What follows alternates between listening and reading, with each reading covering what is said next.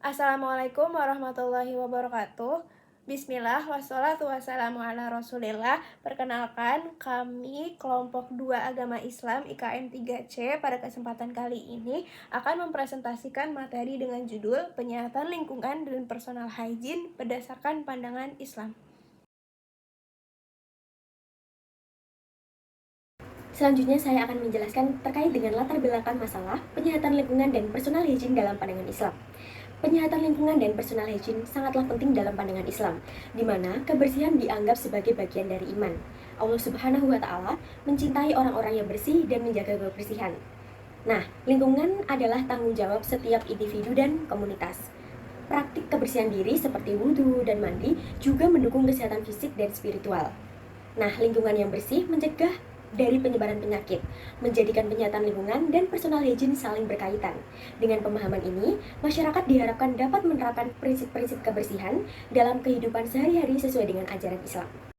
Untuk selanjutnya terdapat 4 rumusan masalah dari topik ini, yaitu yang pertama, mengapa penyehatan lingkungan dianggap penting dalam ajaran Islam. Kemudian yang kedua, mengapa dan apa saja tantangan yang dihadapi dalam menerapkan prinsip penyehatan lingkungan dan personal hygiene di masyarakat saat ini. Kemudian yang ketiga, bagaimana sih peran masyarakat dalam menjaga penyehatan lingkungan dan personal hygiene menurut Islam. Kemudian yang terakhir yaitu bagaimana pendidikan dan sosialisasi yang dapat meningkatkan kesadaran masyarakat tentang penyehatan lingkungan dan personal hygiene dalam pandangan Islam. Selanjutnya adalah manfaat belajar dan memahami materi penyehatan lingkungan dan personal hygiene, yaitu yang pertama ada manfaat teoritis di mana diharapkan dapat menambah wawasan dan pemahaman tentang bagaimana penerapan penyehatan lingkungan dan personal hygiene. Selain itu juga dapat memperkuat landasan teori terkait hubungan antara upaya penyehatan lingkungan dan juga perilaku personal hygiene dengan kesejahteraan individu serta masyarakat. Yang kedua ada manfaat praktis, yang dimana dapat dijadikan referensi dan bahan pertimbangan bagi masyarakat untuk mengimplementasikan upaya penyehatan lingkungan dan personal hygiene dalam kehidupan sehari-hari, baik di rumah, sekolah, tempat kerja, atau lingkungan sekitar. Selanjutnya, kita mulai dari pengertian penyehatan lingkungan. Menurut Departemen Kesehatan tahun 2002, penyehatan lingkungan adalah upaya yang dilakukan untuk menciptakan, memulihkan, dan menjaga kualitas lingkungan agar memenuhi persyaratan kesehatan, di mana tujuannya adalah untuk mencegah penyakit, meningkatkan kualitas hidup, dan mendukung kesejahteraan masyarakat melalui pengendalian faktor lingkungan yang dapat mempengaruhi kesehatan, seperti air, udara, sanitasi, limbah, pemukiman, dan tempat kerja. Dalam pandangan Islam, penyehatan lingkungan merupakan bagian dari amanah manusia sebagai khalifah di bumi untuk menjaga kelestarian dan keseimbangannya. Islam menekankan bahwa kebersihan dan kesehatan lingkungan sangatlah penting, sebagaimana tercermin dalam prinsip toharoh yang tidak hanya berlaku pada diri sendiri tetapi juga lingkungan sekitar. Allah berfirman dalam Quran Surat Al-Baqarah ayat 222 yang berarti, sesungguhnya Allah menyukai orang-orang yang bertaubat dan menyukai orang-orang yang menyucikan diri. Ayat ini menunjukkan bahwa kebersihan adalah salah satu hal yang dicintai Allah, termasuk menjaga kebersihan lingkungan. Selain itu, Rasulullah SAW bersabda, kebersihan itu sebagian dari iman. Hadis riwayat Muslim. Hadis ini menegaskan bahwa menjaga kebersihan baik diri maupun lingkungan merupakan bagian dari keimanan seorang Muslim. Islam juga melarang perbuatan yang dapat merusak lingkungan. Sebagaimana disebutkan dalam Quran Surat Al-A'raf ayat 56 yang artinya, dan janganlah kamu membuat kerusakan di muka bumi setelah Allah memperbaikinya. Artinya, segala bentuk pencemaran atau kerusakan lingkungan dianggap sebagai tindakan yang dilarang. Selanjutnya adalah manfaat penyehatan lingkungan di kehidupan. Lingkungan yang bersih dan sehat akan memberikan manfaat besar bagi kehidupan manusia. Di antaranya, mencegah timbulnya berbagai penyakit menular yang bersumber dari lingkungan yang tidak sehat, seperti diare, demam berdarah, malaria, hingga penyakit saluran pernafasan. Dengan demikian, penyehatan lingkungan berperan penting dalam menjaga ketahanan kesehatan masyarakat. Nah, selain berfungsi dalam aspek kesehatan, penyehatan lingkungan juga berkontribusi terhadap peningkatan kualitas hidup. Kehidupan di lingkungan yang bersih, asri, tertata, akan menciptakan kenyamanan, menurunkan tingkat stres, serta mendukung produktivitas dalam aktivitas sehari-hari. Apa sih personal hygiene itu? Personal hygiene dapat dipahami sebagai upaya seseorang dalam memelihara kebersihan dan kesehatan dirinya melalui kebiasaan sehari-hari yang baik.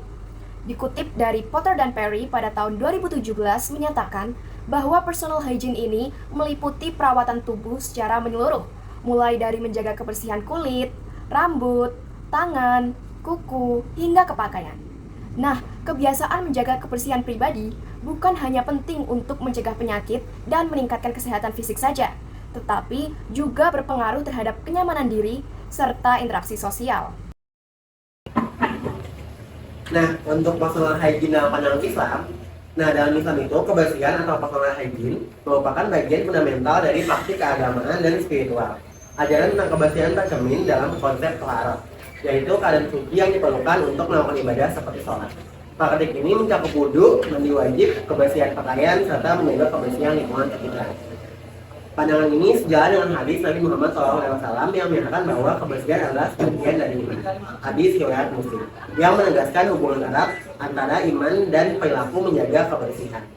Keseluruhan bukti ini menunjukkan bahwa Islam memandang personal hygiene sebagai ibadah yang memiliki dampak luas, menjaga kesucian spiritual, meningkatkan kesehatan individu, serta melindungi masyarakat dari penyakit menular.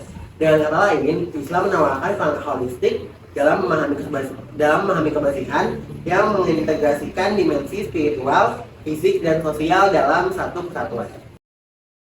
Nah, untuk manfaat personal hygiene di kehidupan itu sebenarnya dibagi menjadi 4. Dan itu bisa dibilang tuh bersifat multidimensi, yaitu menjaga kesehatan fisik dengan mencegah penyakit menular, mendukung kesehatan mental dengan meningkatkan kepercayaan diri, serta meningkatkan kualitas hidup melalui kenyamanan, produktivitas, dan dukungan sosial. Praktik kebersihan bukan sekedar rutinitas, melainkan investasi kesehatan yang berkelanjutan bagi individu maupun masyarakat luas. Pertama, beberapa faktor yang mempengaruhi penyehatan lingkungan. Nah, yang pertama itu ada ketersediaan sarana dan prasarana yang mendukung kebersihan. Kedua, pengetahuan dan pemahaman terkait kebersihan lingkungan. Ketiga, ada faktor sosial dan budaya karena norma-norma agama serta kebiasaan hidup yang sejalan dengan ajaran Islam dapat memperkuat komitmen masyarakat untuk hidup bersih. Lalu yang terakhir ada faktor ekonomi yang berperan dalam tingkat kemampuan akses masyarakat terhadap sarana-sarana kebersihan. Nah, yang kedua ada beberapa faktor yang mempengaruhi personal hygiene. Yang pertama ada body image yang memegang peran penting karena gambaran diri yang dimiliki individu itu dapat memengaruhi tingkat keperhatian terhadap kebersihan diri. Yang kedua ada praktik sosial di sekitar individu yang sangat menentukan pola kebersihan pribadi. Yang ketiga ada status sosial ekonomi yang dapat memengaruhi akses terhadap alat dan bahan kebersihan. Yang keempat ada pengetahuan individu mengenai personal hygiene. Yang kelima ada budaya yang juga memengaruhi perilaku kebersihan. Yang keenam ada kebiasaan pribadi. Yang ketujuh ada kondisi fisik yang turut memengaruhi kemampuan seseorang untuk merawat diri. Nah, yang berikutnya yaitu beberapa cara penyehatan lingkungan dan personal hygiene menurut pandangan Islam. Nah, yang pertama beberapa cara melakukan penyehatan lingkungan. Nah, yang pertama ada Islam mendorong pengelolaan limbah yang baik dan bertanggung jawab untuk mencegah dampak negatif terhadap lingkungan. Yang kedua ada tersedianya air bersih yang dianggap sebagai unsur suci dan penting dalam praktek bersuci. Lalu yang ketiga ada menanam pohon dan merawat lingkungan sekitar. Yang keempat yaitu menjaga kebersihan rumah dan sekelilingnya dipandang sebagai kewajiban moral dan sosial. Beberapa cara penjagaan personal hygiene. Yang pertama yaitu melakukan istinja. Istinja yaitu pembersihan setelah buang air yang dipandang sebagai komponen krusial dari personal hygiene. Islam memberikan pedoman yang jelas mengenai tata cara istinja yang bersih dan tepat untuk menjaga kemurnian fisik serta kesiapan beribadah. Yang kedua, dengan melakukan mandi secara teratur dan wudu sebelum dan setelah beraktivitas. Yang ketiga, memotong kuku dan menjaga rambut. Yang keempat, memakai pakaian bersih dan tertata. Lalu yang kelima, mengonsumsi makanan yang halal dan sehat. Baik, selanjutnya adalah pembahasan mengenai studi kasus tentang penyehatan lingkungan. Nah, penyehatan lingkungan merupakan hal yang sangat penting karena lingkungan yang sehat berpengaruh langsung pada kesehatan fisik maupun sosial masyarakat. Dalam pembahasan kali ini, kami mengambil studi kasus dari pengelolaan sampah di kota Surabaya, yang dikenal sebagai salah satu kota dengan sistem pengelolaan sampah terbaik di Indonesia. Di Surabaya, masalah muncul akibat volume sampah yang terus meningkat, sementara fasilitas pengelolaan masih terbatas. Akibatnya terjadi pencemaran, tempat pembuangan akhir overload, dan resiko penyakit yang bisa mengganggu kesehatan warganya. Beberapa penyebab utama masalah ini antara lain adalah pertumbuhan penduduk yang pesat, kesadaran masyarakat yang masih rendah tentang pentingnya pengelolaan sampah, serta keterbatasan fasilitas. Untuk mengatasinya, Surabaya menerapkan berbagai solusi seperti program 3R, Reduce, Reuse, Recycle, pembangunan fasilitas modern, peningkatan kesadaran masyarakat, dan juga edukasi berbasis agama. Nah, dalam Islam, konsep kebersihan erat kaitannya dengan toharoh atau bersuci, yang mencakup bukan hanya kebersihan diri untuk ibadah, tetapi juga kebersihan lingkungan tempat kita hidup. Rasulullah Shallallahu Alaihi Wasallam bersabda bahwa kebersihan adalah sebagian dari iman. Hadis riwayat Muslim. Selain itu, Allah juga melarang manusia merusak bumi sebagaimana firman-Nya dalam Quran surat Al-A'raf ayat 56. Maka menjaga kebersihan lingkungan dan mengelola sampah dengan baik sejalan dengan prinsip hifz al-bi'ah atau menjaga lingkungan, yang merupakan bagian dari maqasid syariah dalam menjaga kemaslahatan umat. Nah, kesimpulannya, pengelolaan sampah di Surabaya mengajarkan bahwa solusi terbaik adalah sinergi antara teknologi, edukasi, dan nilai agama. Dengan kesadaran bahwa kebersihan adalah bagian dari iman, masyarakat diharapkan lebih disiplin dalam mengelola sampah demi terciptanya lingkungan yang sehat dan lestari. Studi kasus selanjutnya adalah terkait kejadian penyakit skabis yang terjadi di pondok pesantren. Seperti yang kita ketahui, bahwasannya masyarakat Indonesia mayoritas beragama Islam, yang mana itu selaras dengan tingginya demand pendidikan berbasis agama Islam yang biasa kita temui dalam bentuk pondok pesantren. Nah, salah satu studi yang kita temui terkait hubungan personal hygiene and scabies among students at Islamic boarding school in Indonesia yang dilakukan di salah satu pondok pesantren di area Yogyakarta menunjukkan prevalensi kejadian penyakit scabies sebesar 62,2%, yang mana angka itu sangat tinggi dan selaras dengan rendahnya kebiasaan atau habits yang dimiliki oleh para santri terkait personal hygiene. Tentu di sini menjadi benang merah dan titik kritis bagi kita semua, karena yang kita pelajari sebelumnya bahwasanya Islam itu erat kaitannya dengan kejadian personal hygiene. Tetapi ternyata realitanya belum 100% diterapkan di wilayah berbasis agama, salah satunya adalah pondok pesantren ini. Lalu apa yang bisa menjadi refleksi bagi kita dari studi kasus ini, bahwasannya Islam sendiri mengajarkan kebiasaan menjaga kebersihan tubuh seperti wudhu, mandi besar, bersuci, dan lain-lain yang sebenarnya mampu mencegah penularan penyakit. Salah satunya adalah penyakit skabis ini yang memang mudah menular. Lalu yang kedua terkait larangan menggunakan barang pribadi secara bersama-sama dan anjuran untuk mencuci alas tidur sebagai upaya preventif yang sangat amat diperlukan apabila kita menilik untuk wilayah lingkungan yang berbasis kelompok seperti di wilayah pondok pesantren yang erat kaitannya dengan aktivitas kelompok. Lalu yang ketiga adalah dibutuhkannya integrasi pendidikan agama dengan kesehatan, terutama dari sisi kelembagaan untuk menyediakan fasilitas sanitasi, menyediakan lingkungan yang mampu membangun kebiasaan hidup bersih, dan juga memberikan fasilitas terkait knowledge atau pendidikan terkait personal hygiene sehingga bisa diterapkan oleh para santri itu sendiri.